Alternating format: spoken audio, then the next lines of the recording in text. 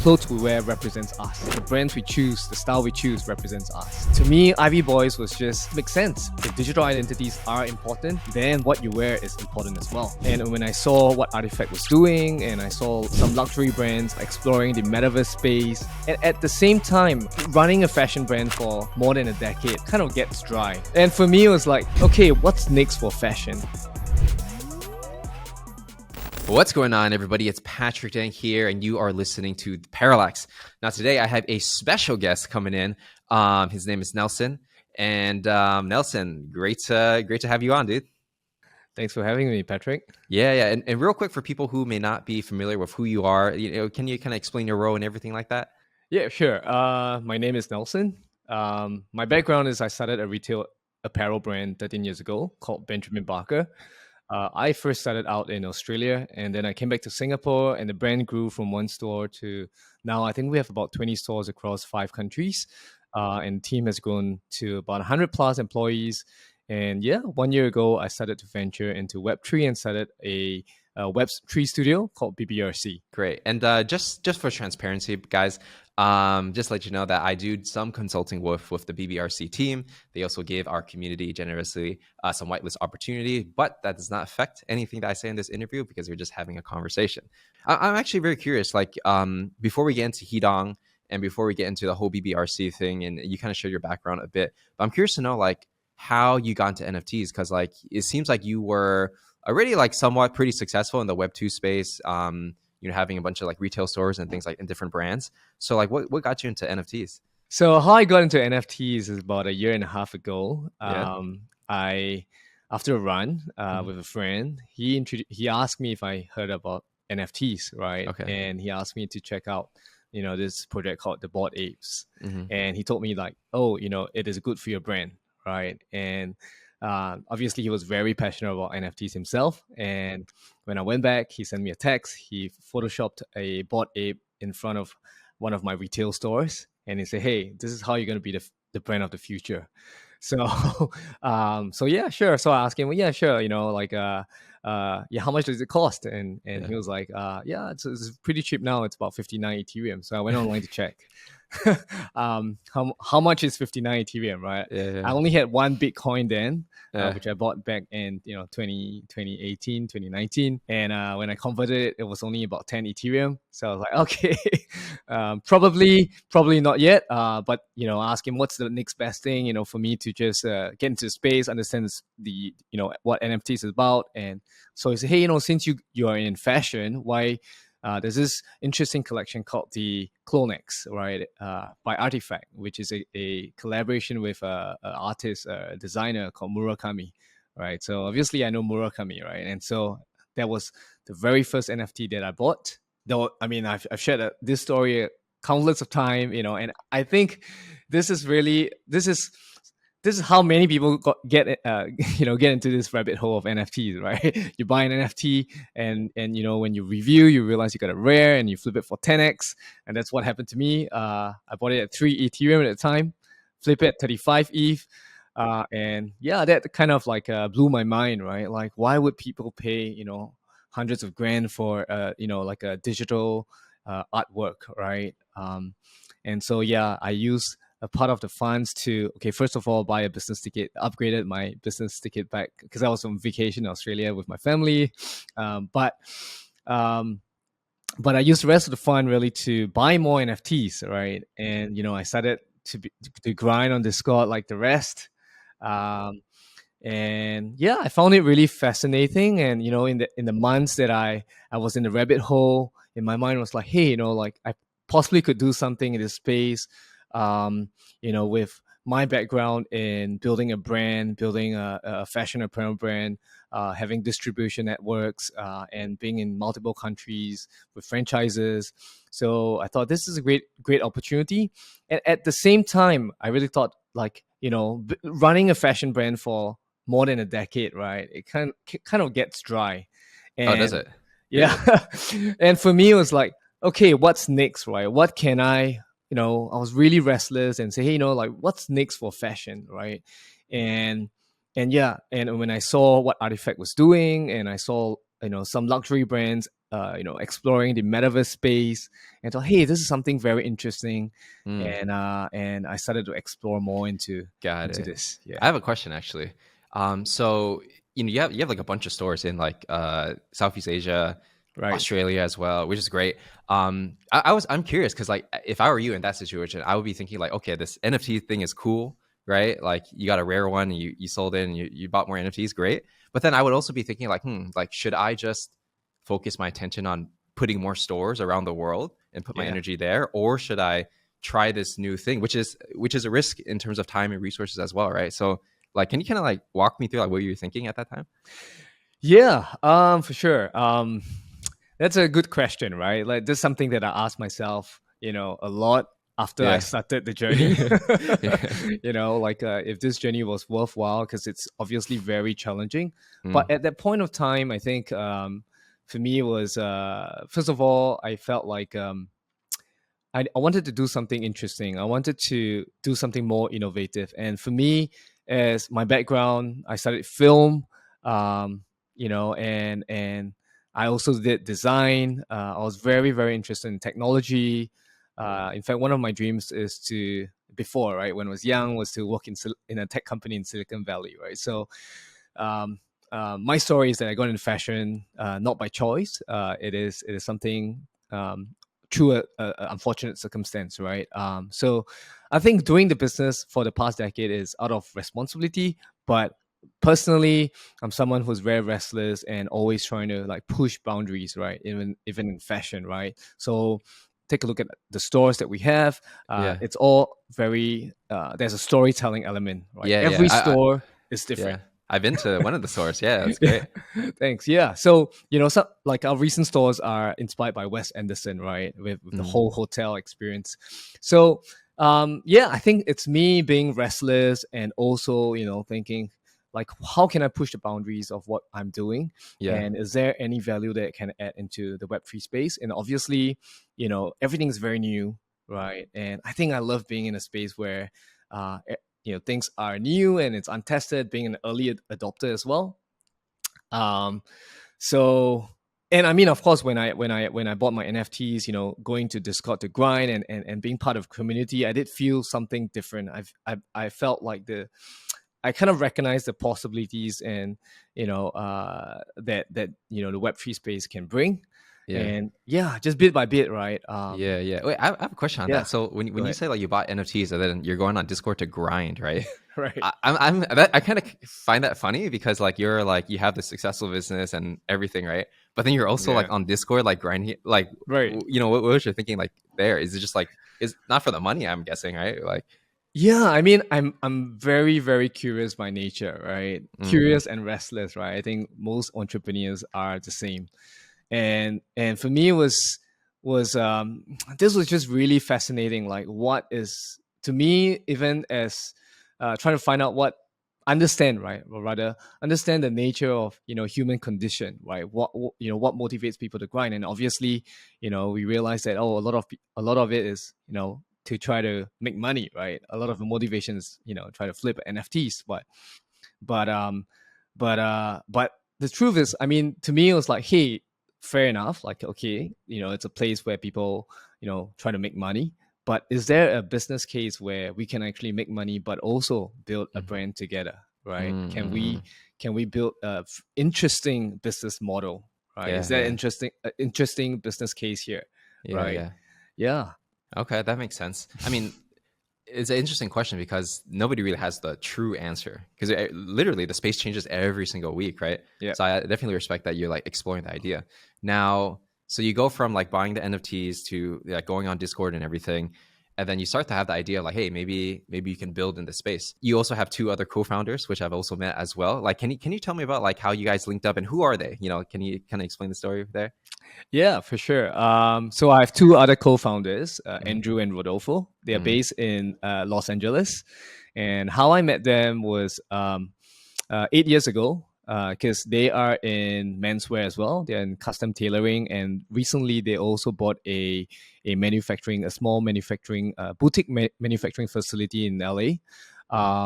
So 8 years ago, I met them in a trade fair in Vegas. It's kind of a menswear trade fair, and I love their brand, and vice versa. And I started to stock some of their products in my store, Yeah. and the same, like my products are stocked in their store in LA. So Yeah. we became business partners. Yeah. And yeah, we've just been maintaining this business relationship for the past 8 years. So during the pandemic, right, we were kind of like, we were both in men's wear, and as you can imagine, right, nobody is getting married, nobody's going to the office, retail is dead. So every week I was like calling my entrepreneur friends, right? Mhm. Say, hey, what's up? What you guys doing? How are you guys coping? Yeah. And I think with Andrew and Rodolfo, right, we had that relationship, we had that friendship, and we say, hey, so I started to say, hey, what if I had an idea, right? I wanted Mhm. to start an athleisure brand because everybody was Mhm. at home, they were working out from home, Yeah. and Yeah. comfort is key. So I say, hey, let's create the best possible black t-shirt. Okay. Yeah. Right, I can understand that. Yeah. yeah, Yeah. most comfortable t-shirt, and let's make it sustainable, right? Yeah. Yeah. Okay. So because why not, right? So Yeah. we created this product, we created this brand together. And a year ago when we launched it, I went down to LA. We were going to go down to San Francisco together to do a show, to showcase our products and sell. And we were on a we were in a car. We drove down from LA to California. LA to San Fran. And in that 6 hours drive, I started to tell them about NFTs, my journey in NFTs, and and yeah, and some of the ideas that I had. And I say, this place is very interesting. It's there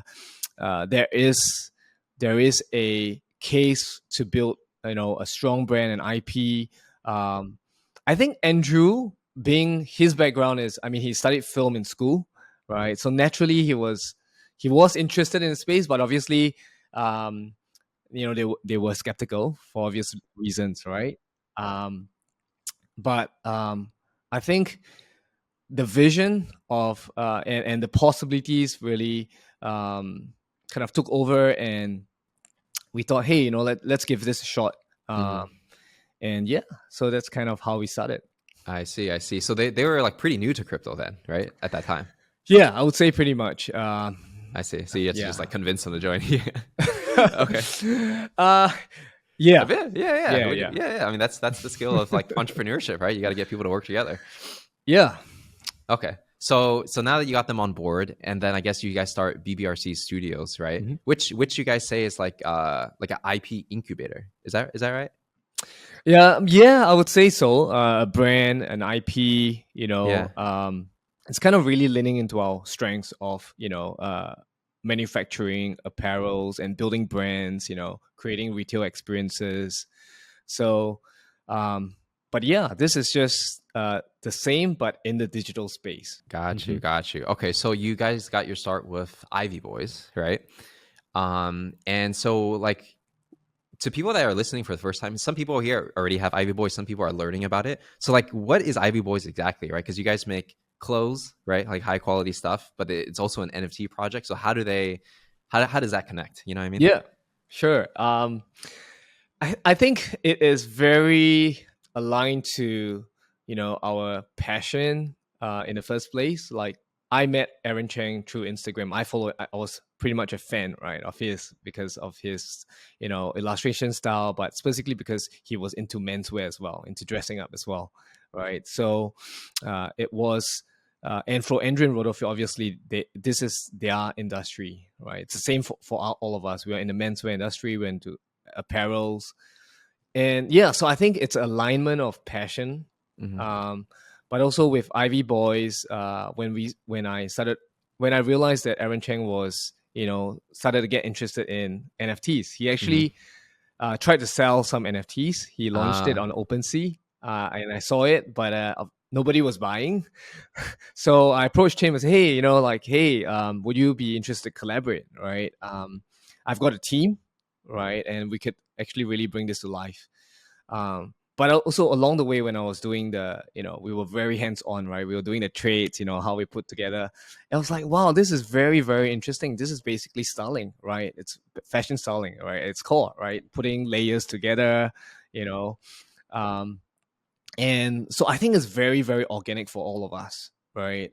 And so with digital identities becoming very, very, I would say, with digital identities becoming more important, right? And you see in Twitter, everybody's using a PFP, right? NFTs just brought the case for digital identities and proliferated the use of it, right? So for us was like, hey, okay, we've got a Ivy Boys, which is inspired by Tintin, right?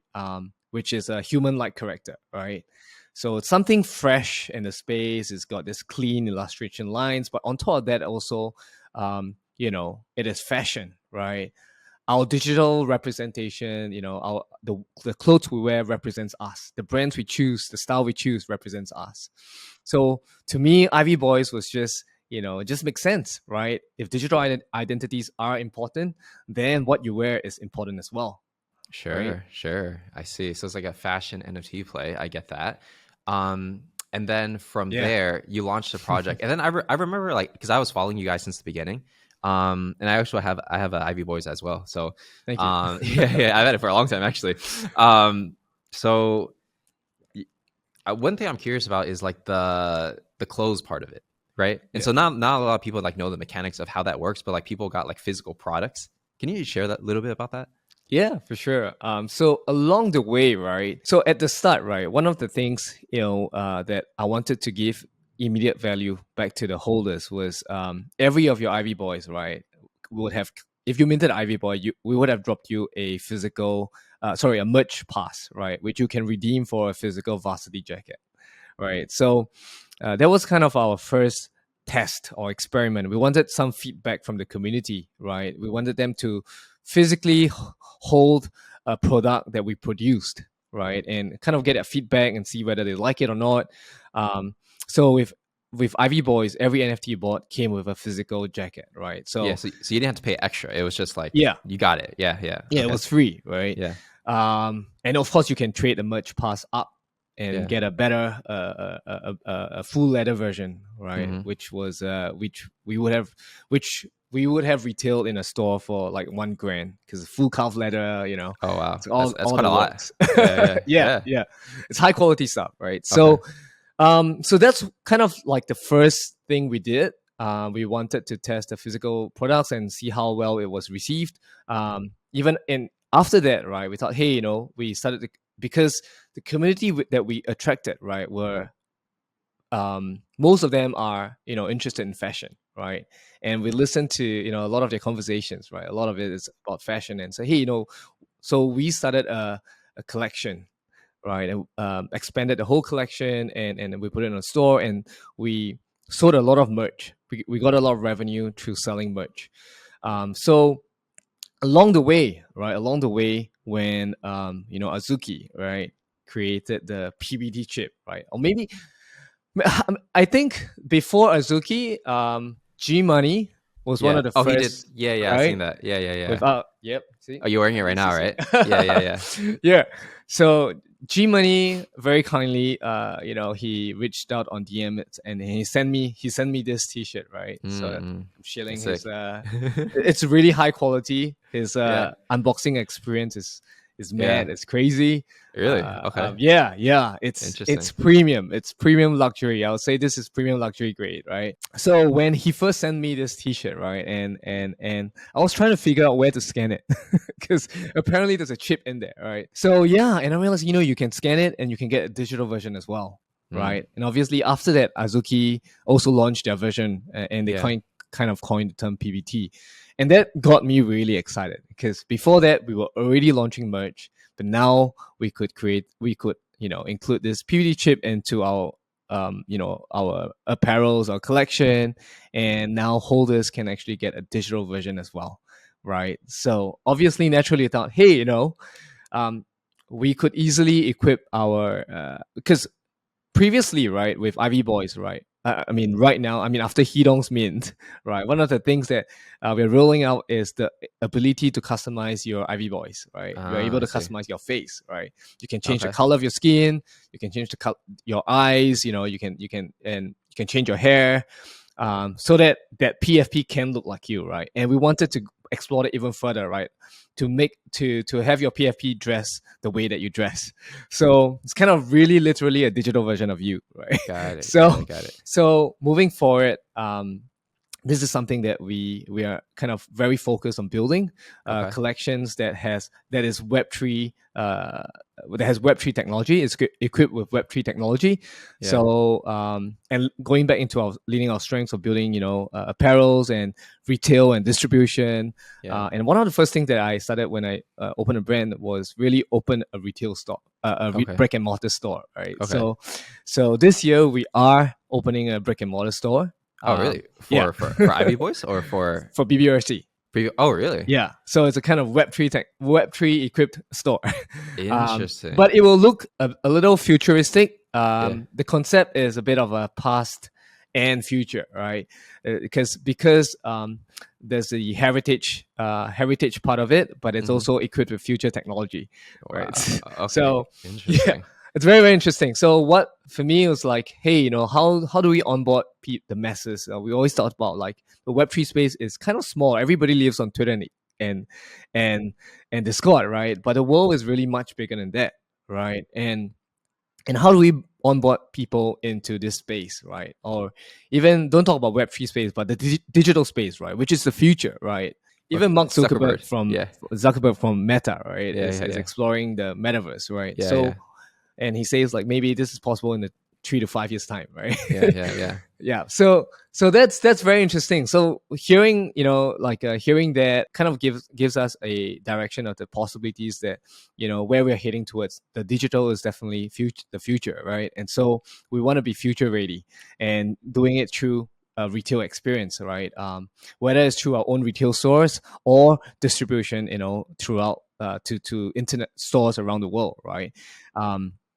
And we imagine the possibility of walking into the store, getting an apparel from the racks, and you find a tag that says, hey, this apparel is Web3 enabled. Right. Or it's PB or scan to own, right? So people are like, what's that? What is this? What is it? Scan to own. Scan to own. QR right? code, right? It's actually an NFC chip, right? So it's I know, but it's an NFC but then that's chip, what right? the average person would think. They'll be like, what do you mean scan? Right. And the scan, they realize that, hey, you can actually download a digital version. And kind of like, first of all, to pick their curiosity, but second was like, hey, wow, this is really interesting. This is the future. And for now, it's kind of like, oh, we want this digital version to be able to equip your Ivy Boys, right? So they're like, oh, now I need to get an Ivy Boy because this is interesting. Right? So the whole idea is really, that's kind of our strategy to bring, the masses or the public, the people who are not in NFTs to get their attention to what we're building in BBRC. Yeah, that's great. And I actually have a curious question. So back in the day when I was in university, I used to actually go to those streetwear trade shows because I was an intern at this company that did the wholesaling for like nice in case not G-Shock, in case Super Footwear, like these kind of brands, right? Yeah. So I was just at the booth and just like talking to people, right? And then one thing I'm curious to know, like for you guys, because you guys are like experienced in retail,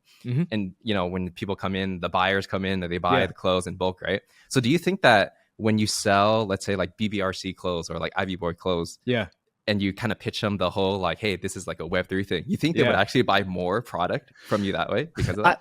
I think clothes is something that you must like, right? First of all, the fit, the style, you must like it first. Right? Yeah, sure. So that's kind of what we can do well, right? Because we've been spending a lot of time to working on collections, for the past decade, right? So we kind of have an understanding on how that works. That's kind of our strength, right? Whether they would buy it because they're more interested because it's Web3, I think they will be more curious.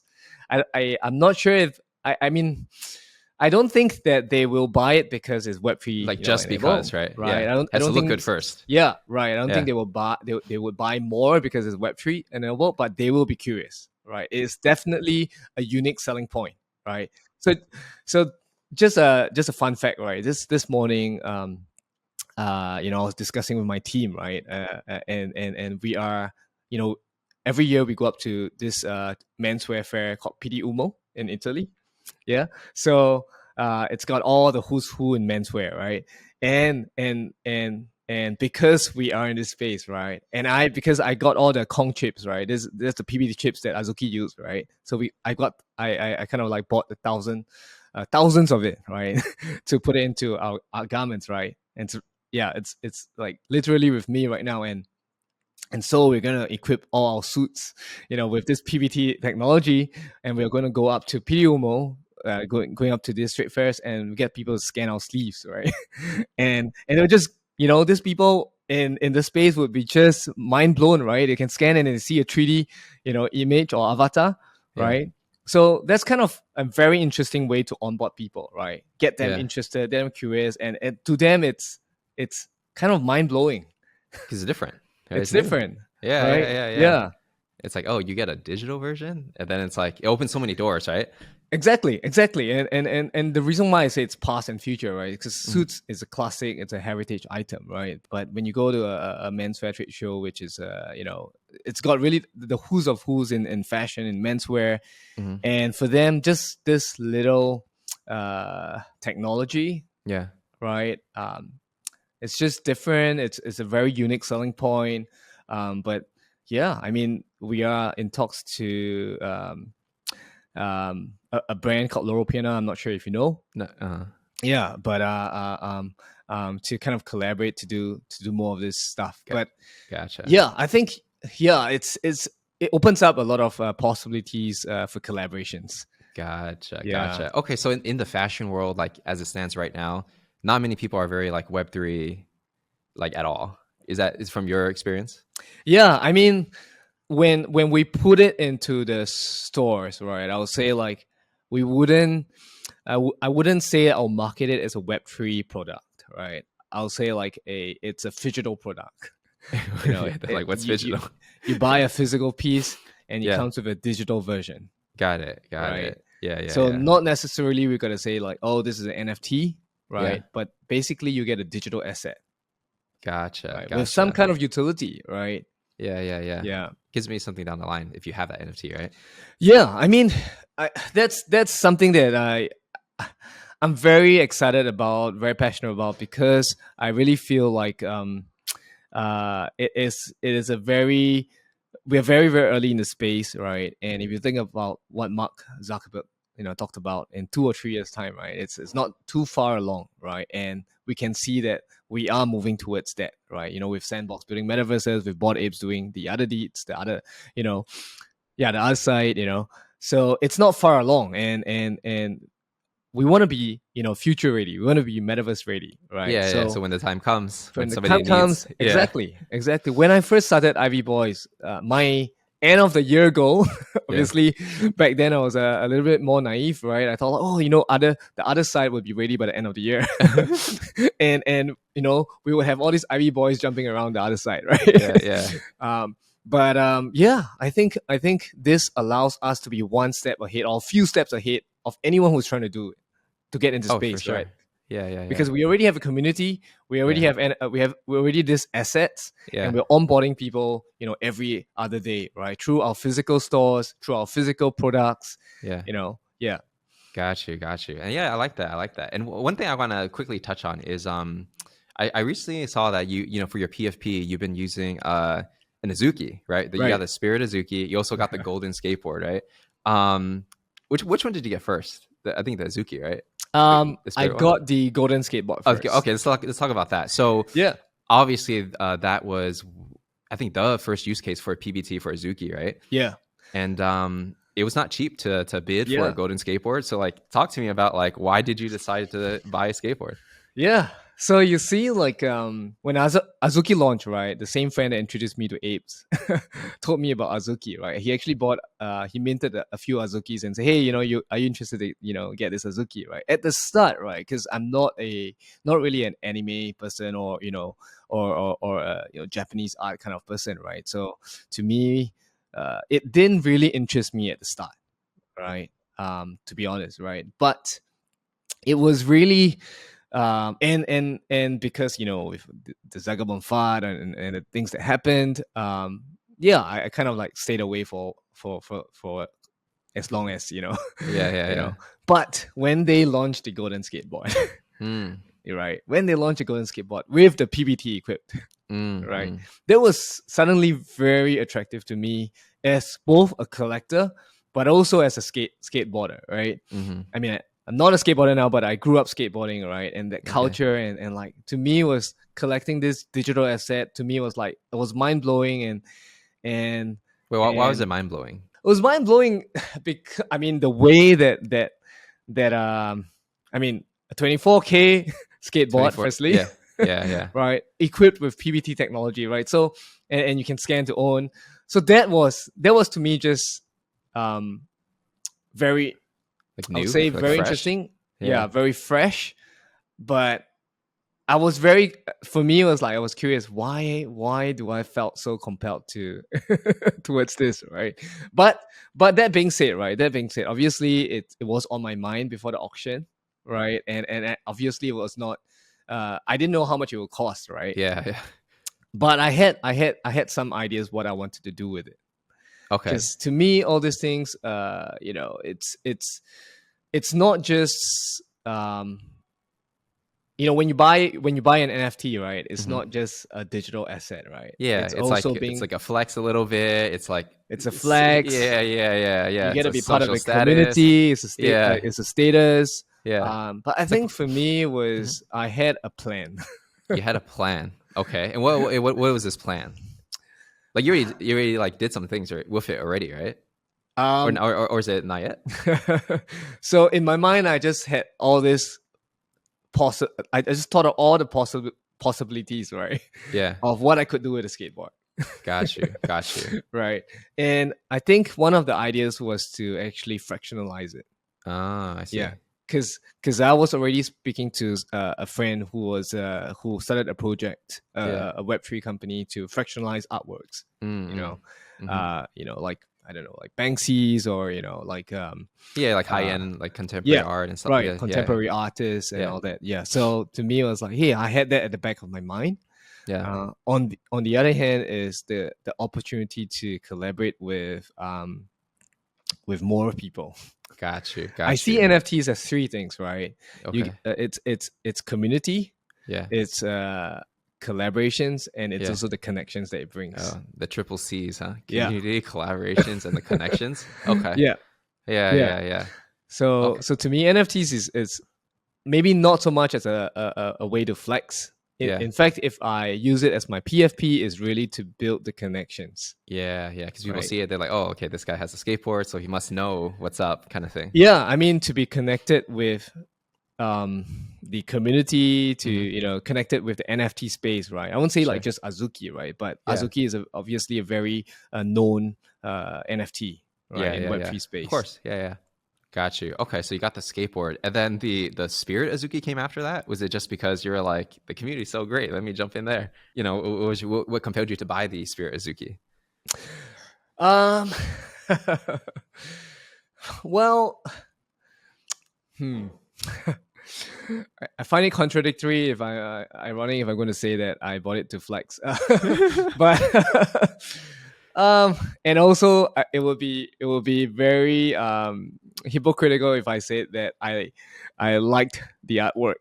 Because in the first place when I mentioned like I wasn't into the art, right? So obviously the art has spoken to you because of the floor price or utility or whatever that is, right? Okay, so now moving to HeeDong, right? Now this is the exciting part. So now that you did Ivy Boys, you're like even more deeper into the NFT scene than you were before. You're meeting a lot of different people and things like that, which is great. So, launching a second collection during a bear, it's not an easy thing to do. So like why, what compelled you to want to do HeeDong?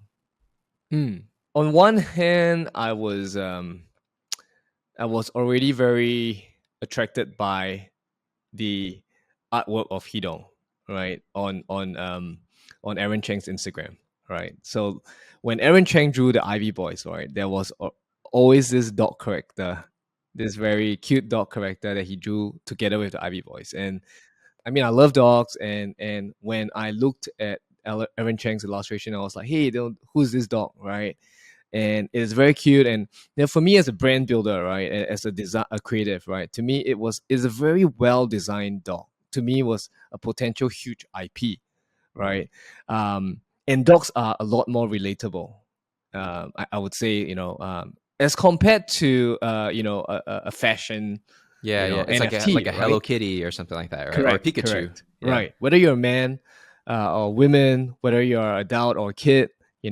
You can love everyone dogs. loves dogs, right?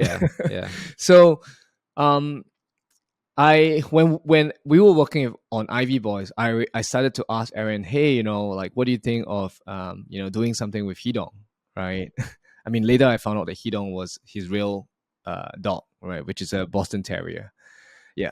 So for me, it's like when I saw the dog character, I don't know, I was just really drawn to Hee Dong for some reason. I don't know what it is, right?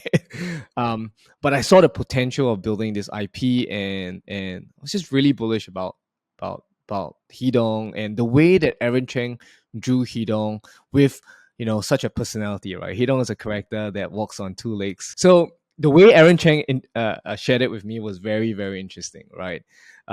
He said that, because the way that he drew Hee Dong on his Instagram, like sometimes Hee Dong is making coffee, right? He's doing like a cold brew. Oh, sorry, like a pour over. Hee Dong is like lazing in the pool, on a float. So I was like, hey, what's the inspiration behind Hee Dong? And he mentioned that in his dreams, right, Hee Dong actually is like a human, right? It's just like his human owners, right? So in through Hee Dong's eyes, he feel like he's just a human, just like his owners, right? And so the way that, if you look at the way that Aaron draws it, was in two ways, right? One is from from his and his wife Hee Dong's eyes, right? That Hee Dong is just a dog, but through Hee Dong's eyes, he's just a human. So and so this is kind of the imagination of Aaron, right? What Hee Dong would be thinking, what Hee Dong would be doing as if he was a human being. Oh, I see. So it's like the imagination of Hee Dong. Correct. Like that's like the world you're creating. Correct. Got you. Okay. So now that we got like the backstory of like who Hee Dong is as the character and dog, Yeah. like what's like, what's the play? What's the NFT play? So it's kind of like you guys have fashion already, and Hee Dong is more for, I'm guessing, more of like the vinyls and figurines, or like you tell me. So the way I saw, like, how Web3 space is hitting, right? You build a brand, right? But it's actually building hype brands, right? Because of the speed, because of the trend, it's really what you're doing is you're really building hype brands, right? So to me, like, I relate it to the hype stores in Japan, where you have sneakers, collectible sneakers, right? Limited edition sneakers, and along those, and then you have that all that apparel brands that are in that store. But a lot of times you also see figurines. Right? Yeah. Most of like the time, like the Kaws and the Bearbricks. Right? It's always usually those two, right? Yeah. So I imagine that this is a brand that we are going towards, right? We're trying to build, right? It's a premium Web3 brand, right? It's a premium. We want to kind of make it as it should be, right? Because NFTs is exclusive. It's got that exclusive element, exclusive community, and also it's kind of a limited edition, right? Because there's only like how many NFTs in a collection. So in the same way, when we put it into the physical world, right? On the one hand, Ivy Boys is kind of exploring, the fashion side of things, right? How you will dress your physical self, and building digital wardrobes, right? Digital apparels, phygital apparels, right? So with Ivy Boys, that's kind of what we are trying to accomplish. But for Hee Dong, it's kind of complementing the fashion side, right? So we're building fashionable toys and collectibles, right? Kind of like Bearbricks, kind of like Kaws, right? And we are starting with figurines. Why figurines? It's because if you think about it, figurines are kind of like a template for collaborations, right? It's kind of like Bearbricks, right? So Bearbricks has a standard template, and it allows you to collaborate with, brands and artists. Yeah. Right? Even causes at the airport, right? Right. Right. Exactly. Right. So imagine like Hee-Dong being, the ambassador of Korea, right? Just as Hello Kitty was like the ambassador for Japan, right? Yeah. The Web3 space is just, limitless, right? But at the same time, Web3, as I mentioned before, I see one of the key beauty of Web3 is the collaborations part, right? And because of the nature of, if you look at a lot of NFTs, a lot of luxury brands also try to get NFTs, but they don't do it themselves. They usually collaborate with a player in an NFT, someone in the space already. Sure. Yeah, it's easier. Yeah. So I think with Hee-Dong, we are starting with it is a collectible play, right? A physical collectible play or Phydigital collectible play, right? As you would. So every NFT will come with a physical vinyl Hee-Dong. Right. And this Hee-Dong is actually, we already started this collaborative process, right? We're working with 7 different artists. Some of them are street artists. Some of them are actually NFT artists, right? From projects that are pretty big in the space. If you're in NFTs, you probably heard of these projects, right? Got you. But this is a starting point. Sorry? Have you announced who these artists are and these projects are yet? Not yet. Not yet. Okay. Not yet. Okay. But we will release them one by one, right? Just to keep them. Yeah, it makes sense. Yeah. To keep the excitement going. Yeah. So, I think maybe one of them could be something to do with memes, but memes. Yeah, we'll keep it at that. Okay. But, interesting. But yeah, I think it is just a start, right? When the first collection we launch NFT comes with a physical product, but that's just the start of collaborations, right? We see that this will continue to grow, right? We'll continue to expand once we get this figurines into the houses of millions or thousands, in this case, right? Yeah, hey, you never know. Yeah, and get it enhanced into your house, right? And we want to continue building this narrative, right? To continue to use Hee-Dong, build this Hee-Dong IP through physical collectibles.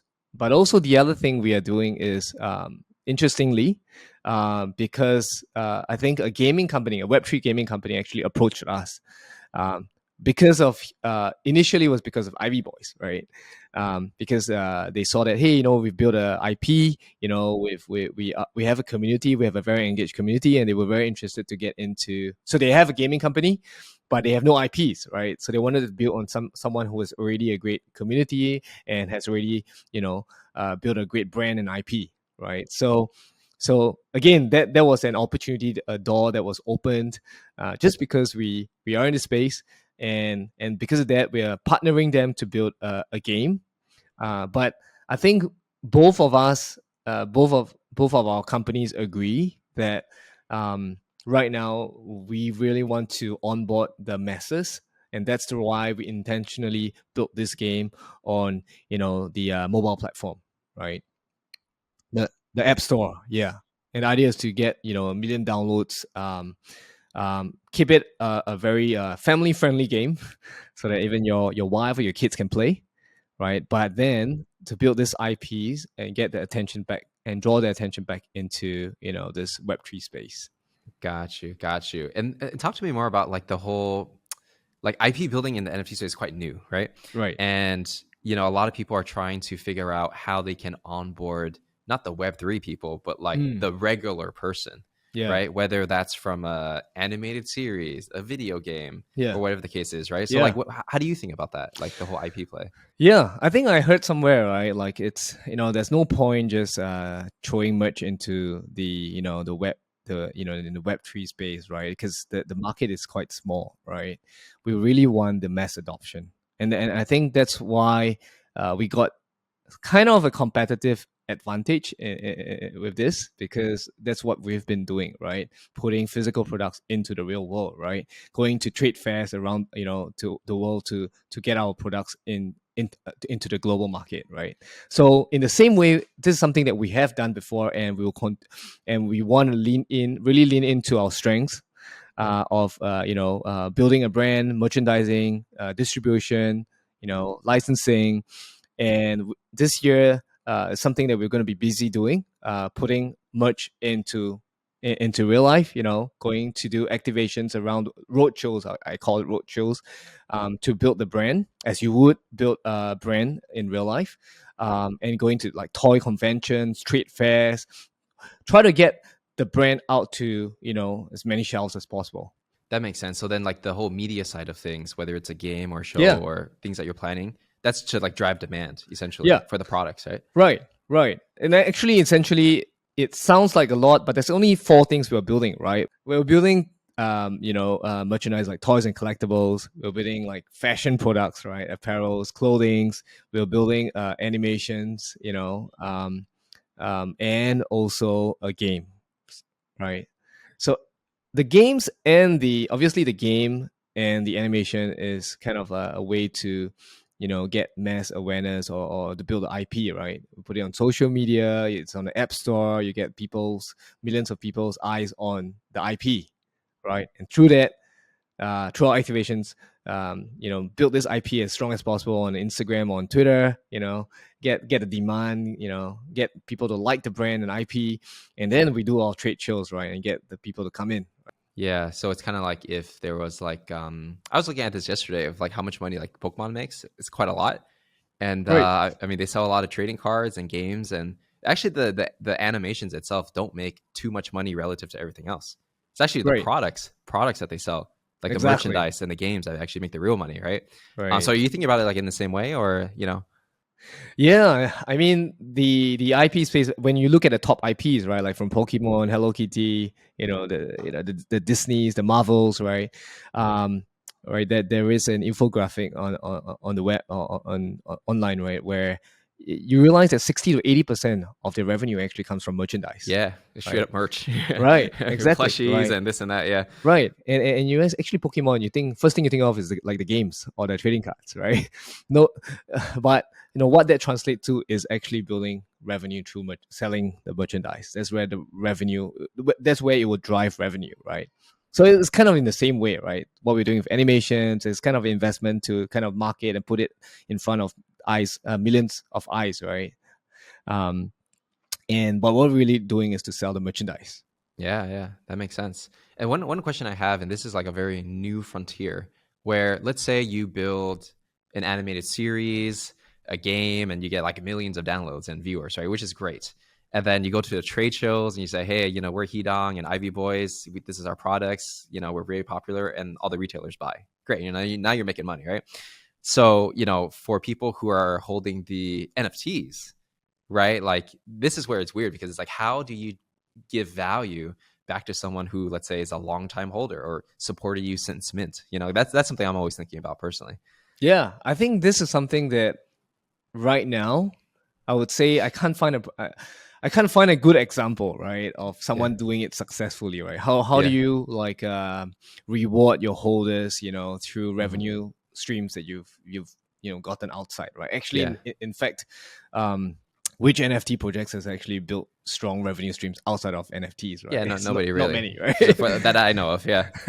Right. So I think it's still something that is very new, but it's also a space that's very exciting. I mean, you think about it, right? NFTs are a membership, right? But it's also kind of a group of investors, right? As you would, right? Who invested into your ecosystem, right? So early investors, I was thinking, or early supporters, right? Yeah, or early collectors, or early collectors, yeah, however right? you want to word it, yeah, how you want to word it. But if you think of it in a very straightforward way, right? Obviously, you can take a portions and spread your revenue through your NFTs, but then you get into security laws issues, right? You get legality issues, and that's something that it's still in a very gray area. But I think there are ways, like whether it's through royalties or licensing, right? There are. I have spoken to a few companies that are exploring and kind of found a way to reward their holders, through royalties. And so that's something that we are looking to do as well. Find creative ways to reward our holders, right? So it on one hand, even though it's just a membership, we with discount perks or exclusive access, right?